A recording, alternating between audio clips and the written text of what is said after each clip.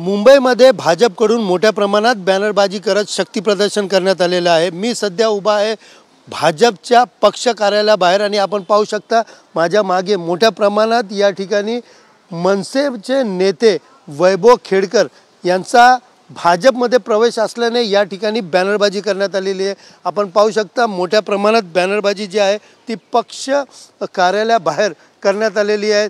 या बॅनरवरती चलो मुंबई वैभव सदानंद खेडकर यांचा भारतीय जनता पक्षात जाहीर प्रवेश ठिकाण दिलेला आहे। भारतीय जनता पार्टी नरीमन पॉइंट या ठिकाणी दुपारी 3 वाजता हा पक्ष प्रवेश आहे।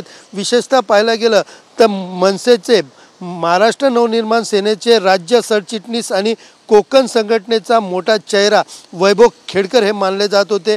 मात्र गेले काही दिवसापूर्वी पक्ष विरोधात कारवाईमुळे मनसेतून त्यांची हकलपट्टी करण्यात आली होती व त्यानंतर ते भाजपमध्ये किंवा शिवसेना शिंदे गटामध्ये जाणार असल्याची मोठी चर्चा ही सुरू होती। मात्र आता अधिकृतरित्या ते भाजपमध्ये प्रवेश करणार आहेत आणि मोठ्या संख्येने कार्यकर्ते या ठिकाणी आणून मोठ्या पदाधिकारी व कार्यकर्त्यांसह भाजपमध्ये हा पक्ष प्रवेश करणार आहेत। विशेषतः पाहायला गेलं तर त्यांच्या पक्ष प्रवेशाआधी या ठिकाणी मोठ्या प्रमाणात बॅनरबाजी करत भाजपकडनं व त्याचबरोबर मनसेच्या वैभव खेडकर यांच्या समर्थकांकडनं या ठिकाणी मोठ्या प्रमाणात शक्ती प्रदर्शन करण्यात आलेलं आहे।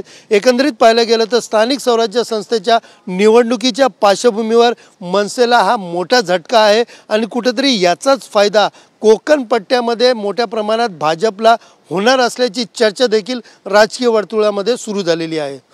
कॅमेरा पर्सन अमित शिगवणसह सुनील जाधव, TV9 मराठी, मुंबई।